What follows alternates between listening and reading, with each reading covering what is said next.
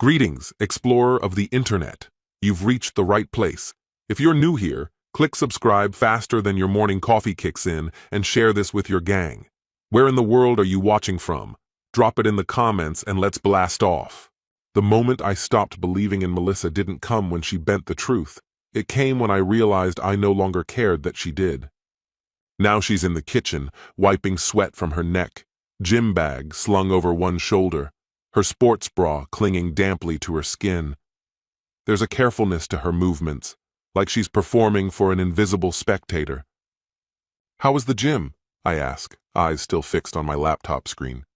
"Went hard today," she says, already unlocking her phone, scrolling before she even finishes the sentence. That's routine now. "Troy showed me this killer glute circuit." Troy. She throws his name into the air like it's just another word. Like I haven't noticed how often he comes up, how different her voice sounds when she mentions him. I close the laptop. This time I look straight at her. There's color in her face, but it's not just from exercise. There's a glow, a brightness I haven't seen in years. And the pressure building in my chest has nothing to do with love. "You got in late," I say evenly. She shrugs without turning. "Crowded gym. Had to wait on machines. Then, already walking away. I'm starving. Mind ordering dinner?" The bathroom door closes behind her before I can reply. I stay seated, surrounded by the humid air she left behind, sweat, heat, and something else. Something sour, something dishonest. And I feel it for the first time. A shift. Where panic and pain used to bloom, now there's calculation. Stillness. Upstairs, water thunders from the shower. Then she starts humming, a tune I haven't heard in months. It makes me sick. Not because it's off-key, but because I know that melody isn't meant for me anymore. I reopen the laptop, not for spreadsheets or deadlines, but for answers. I start searching. Private investigators, surveillance services, agencies that turn suspicion into proof, that take a gut feeling and put it on paper.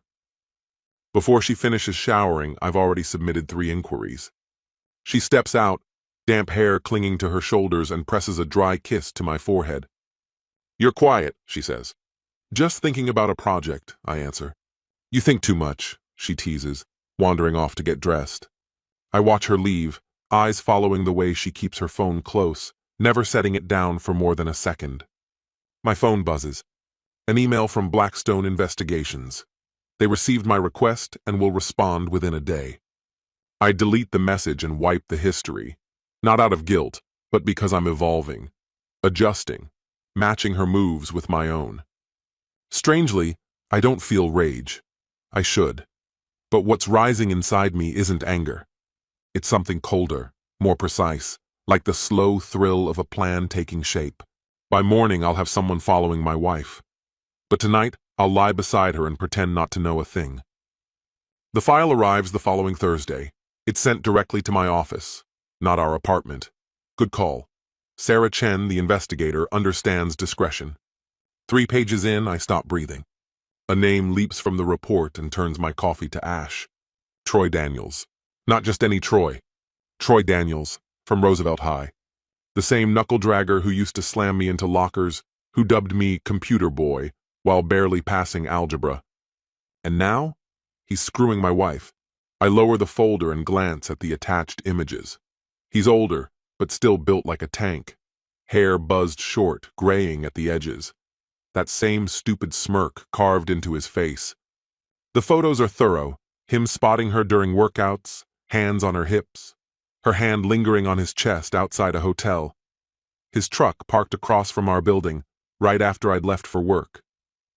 But it's the last photo that steals the breath from my lungs. Not out of rage. That left me days ago. No, this feels like something far more dangerous. A picture, snapped through our bedroom window. Troy's in our bed. Melissa is straddling him, arched, glowing, triumphant. She looks radiant, unapologetically alive, maybe more than she ever did with me. I close the file and stare out the office window. 15 stories below, the city thrums forward, clueless that sometimes the bully from your past circles back to ruin your present. My phone vibrates. A message from Melissa. Working late again. Don't wait up. I stare at the text, letting its weight settle. I don't need a reply. I already know. She's gone. Long gone. Jake doesn't bother replying to the message. He simply erases it. No yelling, no accusations, no emotional explosion. That kind of response belonged to a former version of himself. This isn't about fairness anymore. This is about one man, Troy Daniels, believing he can take something that was never his to begin with. Instead of acting out, Jake powers on his laptop and begins typing, not a message to Melissa, but a formal inquiry to Mitchell and Associates, the legal firm behind their prenuptial contract. Ironically, it was Melissa who pushed for the prenup. She'd been through a painful breakup before and wanted to protect her assets. The cruel twist now is that the very safeguard she insisted on might be the tool that undoes her. Jake needs to understand precisely what rights and protections that contract grants him. He devotes the next hour to researching Troy. Social media offers an abundance of clues. Over 15,000 people follow Troy on Instagram, admiring his flexed poses and flashy persona. His company, Daniels Fitness Solutions, was registered just 6 months ago, coincidentally around the time Melissa started attending that gym regularly. Jake continues digging. Public divorce filings from Troy's ex-wife Rebecca show a disturbing pattern, multiple incidents involving law enforcement, restraining orders, and documented aggression. It seems Troy hasn't matured much since high school. Later at home, Jake installs 3 new surveillance systems on his computer. One tracks all internet activity on their home network. Another records phone data. The third captures any audio signals transmitted through Wi-Fi connected devices. Jake isn't the trusting, unsuspecting husband anymore. That role no longer fits.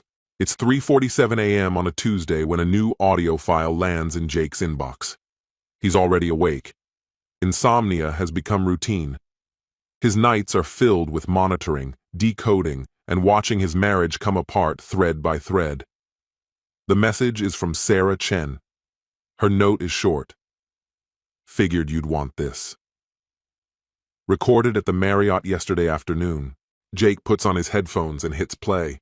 Melissa's voice, breathless and thrilled, fills the audio. God, this feels incredible. You deserve this, Troy replies.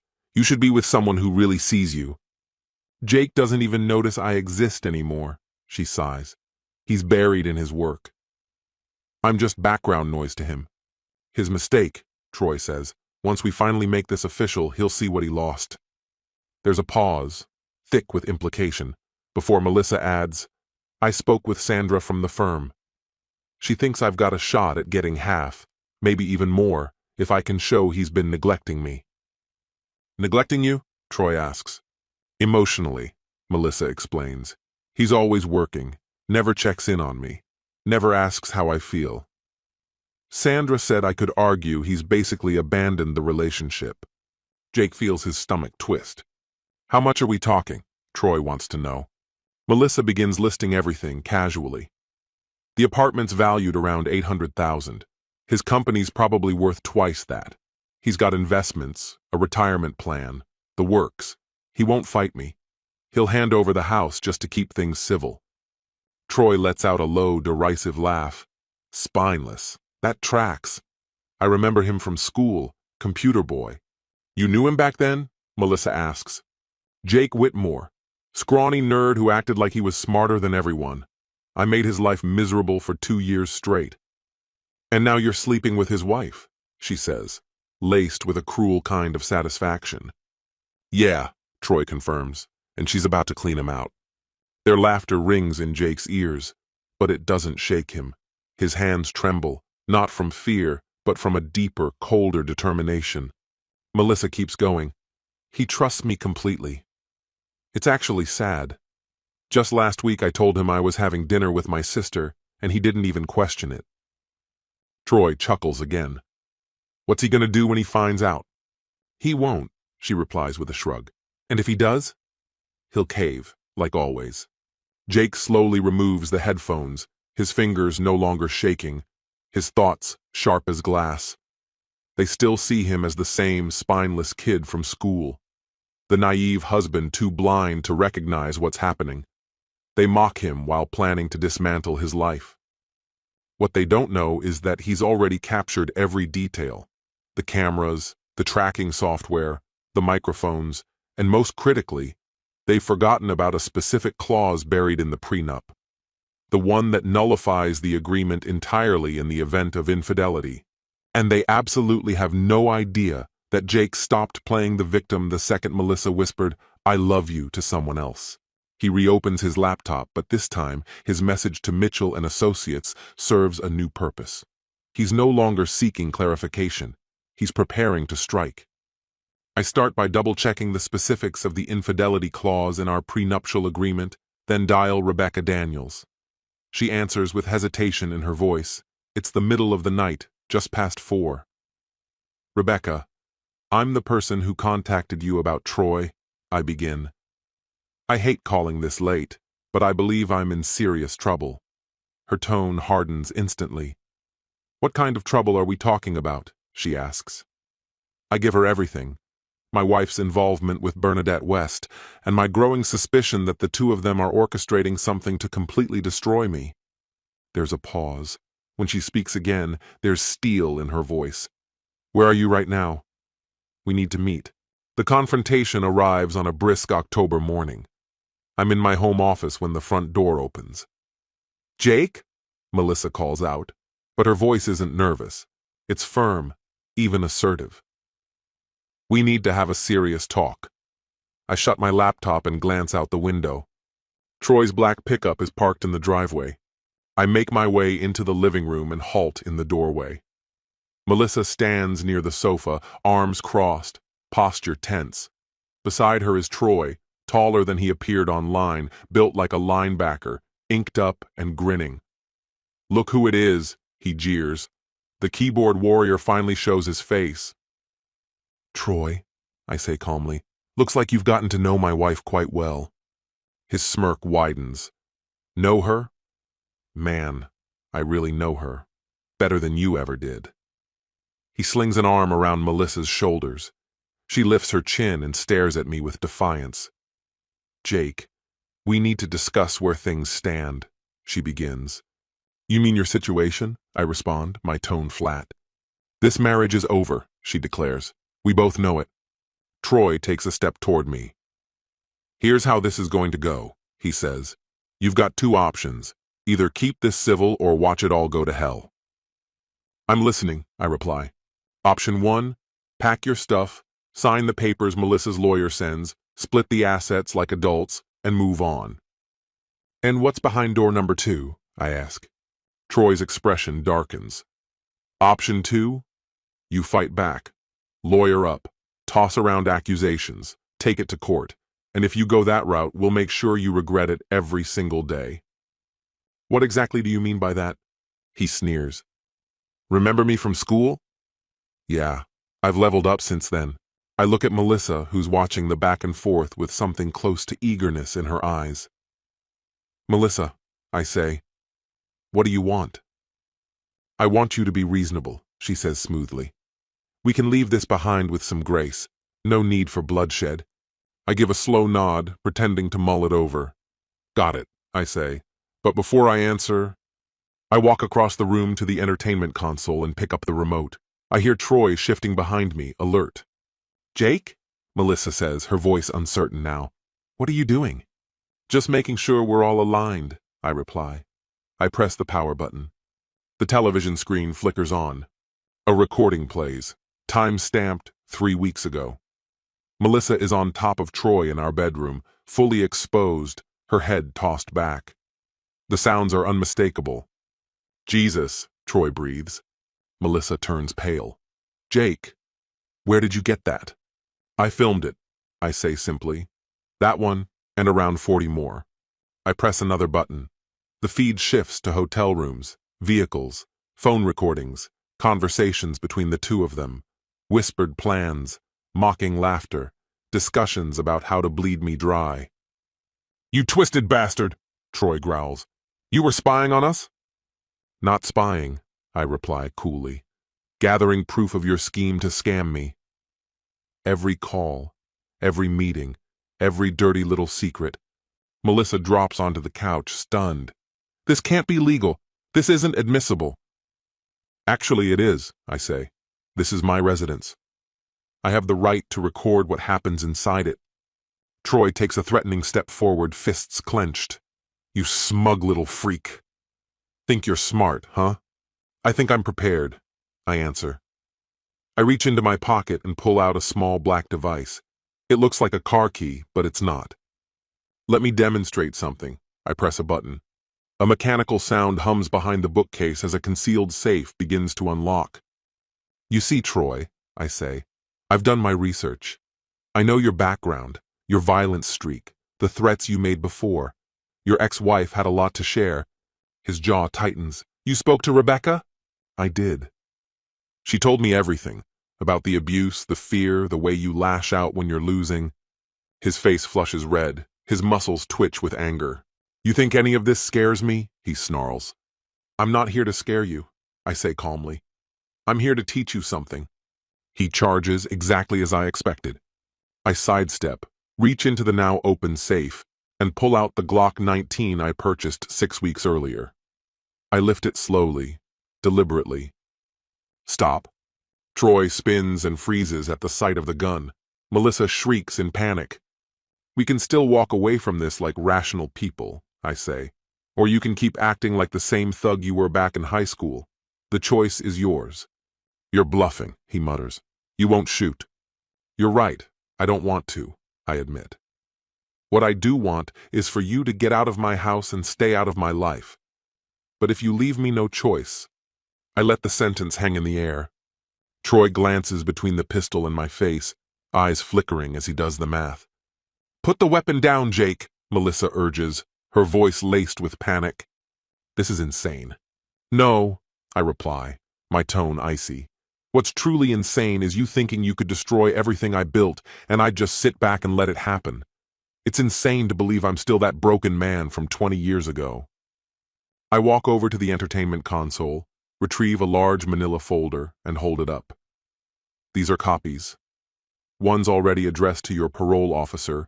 Yes, I know about your history. Another's bound for the State Athletic Commission, complete with documentation of your steroid use. And the third? That one's going to the IRS, outlining every dollar you never reported. Troy's face turns ghostly pale. You can't do this, he stutters. I can, I cut in, and I will, unless you vanish. Today, permanently. Troy straightens up, trying to muster some semblance of pride. You think this makes you the winner? He scoffs. She never loved you, Jake. Not ever. I know, I say, voice low. I've known for quite some time. The difference now, I've stopped caring. Now leave, both of you. Melissa, you've got 10 minutes. Gather what you need and get out. You can't throw me out, she says, voice rising in disbelief. I can and I am, I say evenly. The lease is solely in my name. And thanks to your little affair, you've breached the cohabitation clause in our prenuptial agreement. Troy reaches for her arm. Let's go. This isn't worth it. She jerks her arm away, and for the first time, I see something new in her expression. Fear. But it's not directed at me. It's him. Troy, she murmurs, her confidence unraveling. Maybe we should talk. Think this through.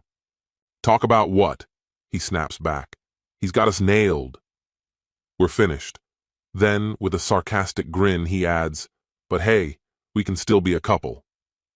And live on what? She shoots back, now starting to see the full picture. You expect me to bankroll your legal mess? And just like that, the illusion shatters.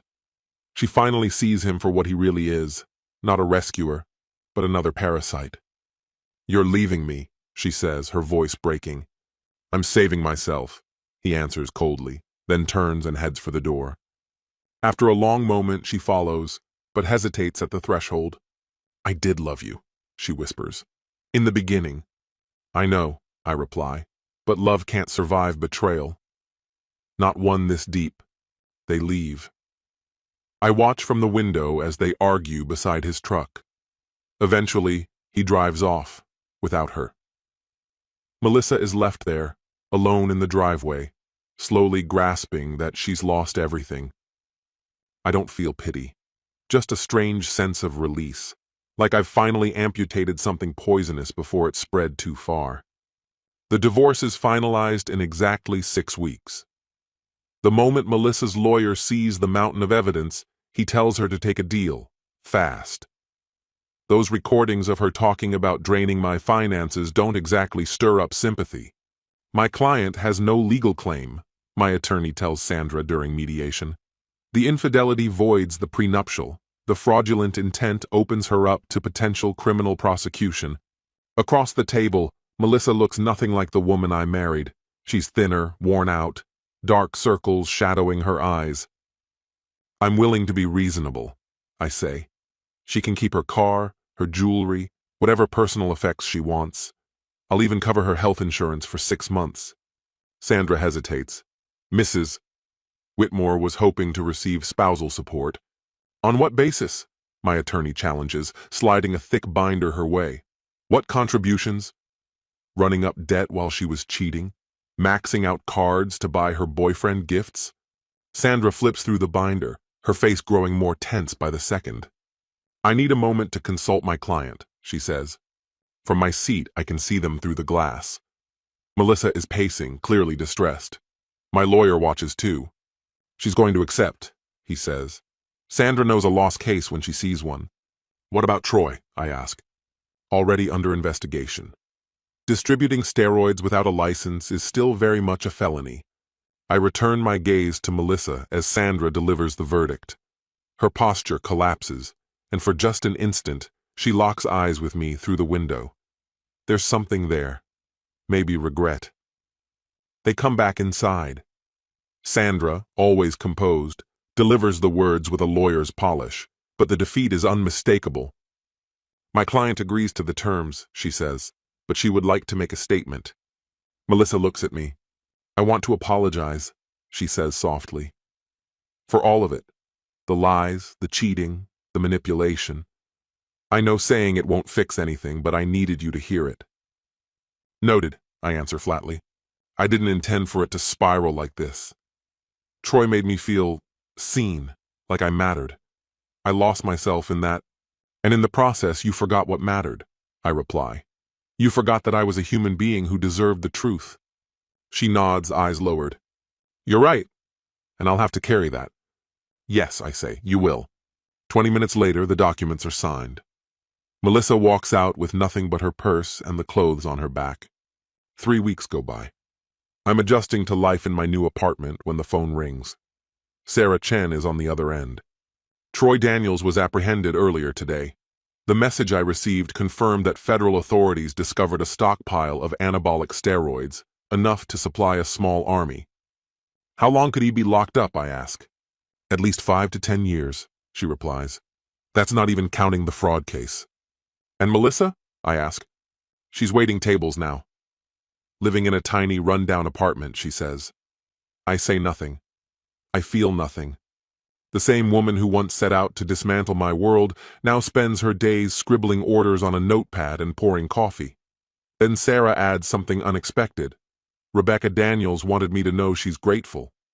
She said you gave her something she never believed she'd get, Sarah tells me. And what was that? I ask. Justice, she answers. The cabin sits hidden on 40 wooded acres in rural Wisconsin. Quiet, private, untouched by the past. I paid for it with the proceeds from selling the city condo, the one where Melissa and Troy once played out their betrayal. 8 months have passed since the divorce became final. 8 months of rebuilding, of rediscovering calm, of understanding the kind of peace that can only bloom once you stop bracing for the next lie. My cybersecurity company is thriving. Once I cleared out the emotional debris, my focus returned sharper than ever. The same tools I used to uncover Melissa's deception, tracking patterns, digital surveillance, forensic analysis, now bring in more income than I ever imagined. I'm not dating seriously. Trust doesn't come easy anymore. I've had a few honest, uncomplicated flings with women who don't pretend they're looking for forever.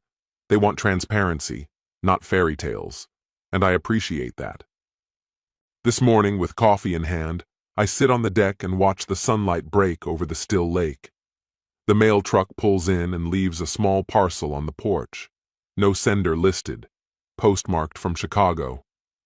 Inside is a single envelope made of heavy, expensive paper. My name is written on it in handwriting I recognize immediately, Melissa's. I hesitate. Half of me wants to toss it into the fire without reading, but the other half can't help but wonder what she could possibly want to say now. I walk to the window. The lake reflects the sky so perfectly it's hard to tell where one ends and the other begins. This is what real peace looks like. Untouched, undisturbed. Back at the table, I open the envelope. Jake, I'm probably the last person you want to hear from. I don't expect a response. I just need you to know. There isn't a day that passes where I don't think about what I did.